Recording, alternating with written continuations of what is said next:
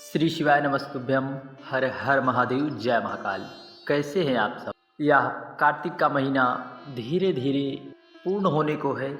ऐसे में कार्तिक माह और पार का दिन और एकादशी का भी विशेष महत्व है, जो कि तीन तीन तिथियां, कार्तिक मास, एकादशी और गुरुवार का दिन, यह हमारे लिए एक जीवन में परिवर्तन अवश्य आएगा। हमारे लिए एक परिवर्तन का विषय है, क्योंकि तीन तीन संयोग जब एक साथ मिलकर बनते हैं तो निश्चित है कुछ ना कुछ हमारे जीवन में ज़रूर से ज़रूर परिवर्तन होता है। हमारे जीवन में चल रही समस्याओं के लिए 23 नवंबर देवउठनी एकादशी साल की सबसे बड़ी एकादशी है, सबसे बड़ी एकादशी। इस एकादशी की महत्वता पूज्य गुरु जी ने इतनी बताई है कि उसकी शास्त्रों और पुराणों में भी इतना वर्णन है कि हमारे मुख थक जाएंगे परंतु कान सुनते सुनते नहीं थकेंगे। इतना शास्त्रों और पुराणों में देवउठनी एकादशी का विशेष महत्व है।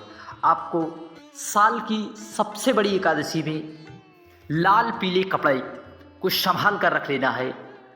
संतान प्राप्ति, माताओं को कई कई वर्ष बीत गए हों, 10 20 वर्ष संतान ना हो रही हो, तो यह विशेष उपाय आप सभी को करना है। घर की स्त्रियां जरूर करें। यह धन संपदा, व्यापार वृद्धि व रोग मुक्ति के लिए भी विशेष है। इसलिए कार्तिक मास में पड़ रही शुक्ल पक्ष की देवउठनी एकादशी पर इस उपाय को जरूर करिए। वीडियो को संपूर्ण पूरा अवश्य देखें, क्योंकि पूरा देखने से यदि उपाय नियम पूर्वक कर लिया जाता है तो निश्चित है लाभ अवश्य मिलेगा।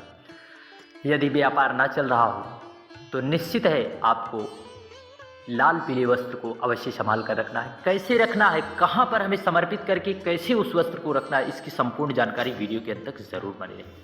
और यह देवउठनी एकादशी का महत्व इसलिए बढ़ जाता है क्योंकि भगवान श्री हरि विष्णु जब अपनी शयन मुद्रा से उठते हैं तब पहला पैर भगवान कुबेर, जो धन के देवता हैं, वो अपने हस्तकमल पर धारण करते हैं और दूसरा पैर माता लक्ष्मी अपने हस्तकमल पर धारण करती हैं। इसलिए देवउठनी पर, एकादशी पर किया गया उपाय दान पुण्य या अक्षय हो जाता है। इसलिए हम सभी को देवउठनी एकादशी पर विशेष उपाय को अवश्य करना चाहिए। सबसे पहले ये देखिए तुलसी पूजन।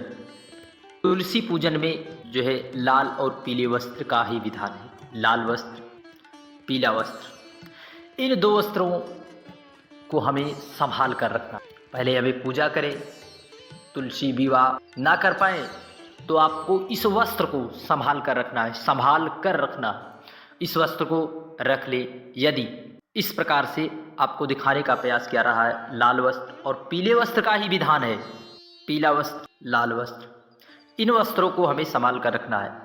यदि इस वस्त्र को व्यापार वाली जगह पर रख दिया जाता है तो निश्चित है व्यापार दिन दूना रात चौगुना तरक्की करता है। यदि बच्चों के विद्याध्ययन वाले कक्ष में रख दिया जाता है तो निश्चित है बच्चों को सफलता अवश्य मिलती है, क्योंकि महाराज इस लाल और पीले वस्त्र का इतना महत्व है। इसलिए पूज्य गुरु जी ने बताया इस वस्त्र को संभाल कर रखना, क्योंकि यह दोबारा अवसर नहीं आएगा। देवउठनी एकादशी पर लाल और पीले वस्त्र का विधान इसलिए है क्योंकि लाल और पीला वस्त्र शुभ का प्रतीक है, आनंद का प्रतीक है, दुखों को हरने वाला प्रतीक है।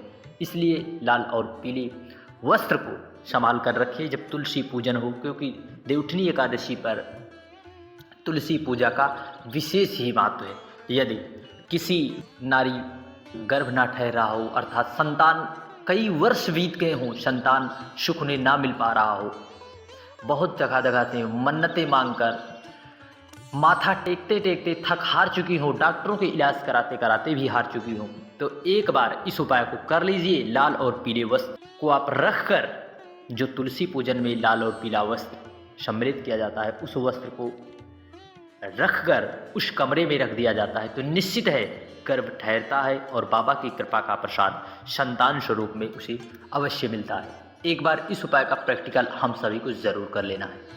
यह पूज्य गुरु जी के मुखार बिंदु से बताया गया विशेष उपाय है, इसलिए हम सभी को इस उपाय को अवश्य करना चाहिए। और भूल कर भी इस वस्त्र को हमें इधर उधर नहीं रखना है, हमें संभाल कर रखना है, क्योंकि यह वस्त्र हमें हमारे जीवन में एक परिवर्तन लाएगा। परिवर्तन, क्या परिवर्तन होता है आप कह नहीं सकते। श्री शिवाय नमस्तुभ्यम। और इस देवउठनी एकादशी पर लंबी बत्ती और गोल बत्ती लंबी बत्ती का विशेष प्रमाण है। आपको 2 दीपक 2 जगह प्रज्वलित कर देना है।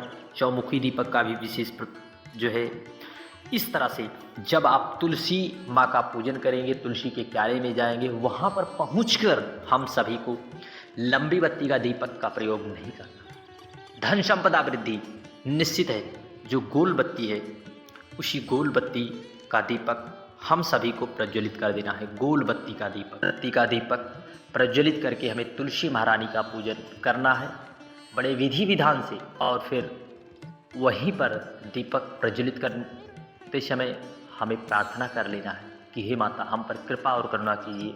हमारे जीवन में यह समस्या चल रही है, जैसी भी आपकी समस्या चल रही है, उस जो आप गोल बत्ती का दीपक वहाँ पर प्रज्वलित करेंगे, अपने जीवन की समस्याओं को कहकर प्रज्वलित कर दें। फिर वहीं पर आप जो यहीं पर गमले से थोड़ी सी मिट्टी हमें लेकर आना है। थोड़ी सी मिट्टी, धन संपदा यदि टिक नहीं रही घर में, व्यवसाय के मार्ग नहीं खुल रहे हैं, व्यवसाय चल ही नहीं रहा, तो वहीं से थोड़ी सी मिट्टी हमें लाकर, तुलसी के क्यारे से मिट्टी लाकर सबसे पहले हमें दरवाजे के मुख्य स्थान पर थोड़ा थोड़ा देहुरी पर हमें छिड़क देना है। फिर हमें घर के अंदर भी पूरे घर में थोड़ी थोड़ी छिड़क देना है। फिर जहाँ पर हम इस प्रकार से मिट्टी थोड़ी सी वहाँ से अवश्य लाएं। तुलसी के क्यारे की मिट्टी देवउठनी एकादशी के दिन जो भी व्यक्ति अपने घर पर छिड़क देता है, निश्चित है धन संपदा व्यापार वृद्धि उसके जीवन में निश्चित है होगी, पूज्य गुरु जी ने बताया। और सबसे ज़रूरी है कि हमें जहाँ हम अपने घर में धन संपदा रखते हैं, जहाँ तिजोरी है, वहाँ पर थोड़ा सा जो है मिट्टी अवश्य छिड़के, क्योंकि धन संपदा छिड़क देने से, जहाँ रखी है वहाँ पर तुलसी की मिट्टी यदि छिड़क देती है तो निश्चित है माता लक्ष्मी का साक्षात वास हो जाता है, और भगवान श्री हरि विष्णु का भी। क्योंकि देवउठनी एकादशी भगवान श्री हरि जब शयन मुद्रा से उठते हैं तो एक पाँव माँ लक्ष्मी और दूसरा भगवान कुबेर अपने हाथों पर रखते हैं। श्री शिवाय नमस्तुभ्यम। और इस दिन लंबी बत्ती का दीपक पीपल वृक्ष के नीचे समर्पित करके अपने जीवन में चल रही कर्ज की समस्या को दूर करने के लिए, आज के इस जीवन में किसी न किसी कारण, हमारे जीवन में बीमारी के कारण, धन संपदा न बढ़ पाने के कारण हमारे जीवन में जो है कर्ज की स्थिति बनी रहती है, और बहुत से उपाय प्रयत्न करते हैं, कमाने का भी प्रयास करते हैं, परंतु किसी कारणवश कर्ज हमारा नहीं चूकता। तो इसलिए पीपल वृक्ष के नीचे लंबी बत्ती का दीपक पिपलेश्वर महादेव के सन्मुख जलाकर प्रार्थना कर लेने से हमारे जीवन में चल रही कर्ज की स्थिति निश्चित तौर पर दूर होती है। प्रकार से जो है दीपक प्रज्वलित कर देना है।